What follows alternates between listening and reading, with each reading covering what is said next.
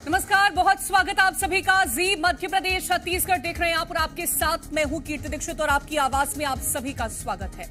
लोकतंत्र के महापर्व लोकसभा चुनाव का आधा सफर पूरा हो चुका है और अब बारी है चौथे चरण की।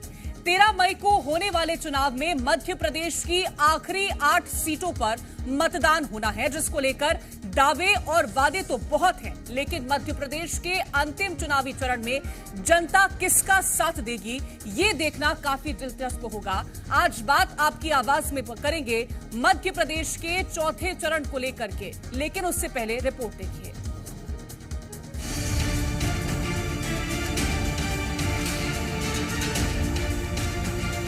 लोकसभा चुनाव के तीसरे चरण की वोटिंग संपन्न होने के साथ अब चौथे चरण के मतदान का काउंटडाउन शुरू हो गया है। मध्य प्रदेश में ये आखिरी चरण का मतदान होगा।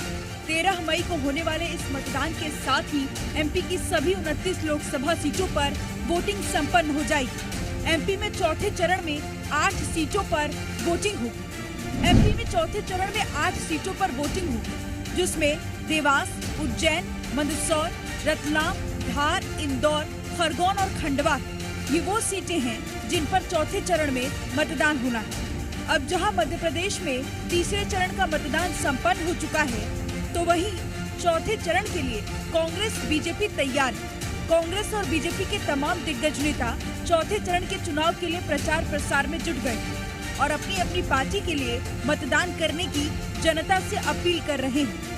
लोकसभा चुनाव के पहले 3 चरणों में मतदान प्रतिशत 2019 से कम रहा है, जिसको लेकर इलेक्शन कमीशन ने भी कमर कस ली है। तो इधर कांग्रेस बीजेपी की तरफ से भी जीत के दावे जारी हैं।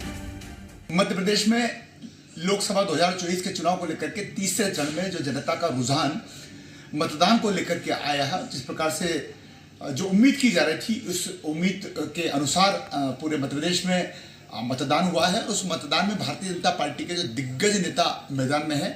सफलता साफ नजर आ रही है। मतदाताओं के चेहरों पर जो प्रसन्नता और खुशी है और चौथे चरण की भी तैयारी मध्य प्रदेश में जारी है।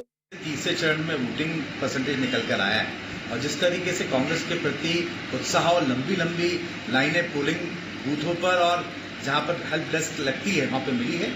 6 से 7 सीटें हम इन 2 सीटों में जीतने वाले हैं और जो 370 वोट पर बूथ बढ़ाने की बात भारतीय जनता पार्टी कर रही थी, उनने जो गुब्बारे में हवा भरी है खुद से निकल गई है। मध्य प्रदेश में अब लोकसभा चुनाव का आखिरी चरण है, जिसमें ज्यादातर सीटें मालवा निमाड़ से हैं। मालवा निमाड़ एमपी में हमेशा से सियासत का केंद्र रहा है।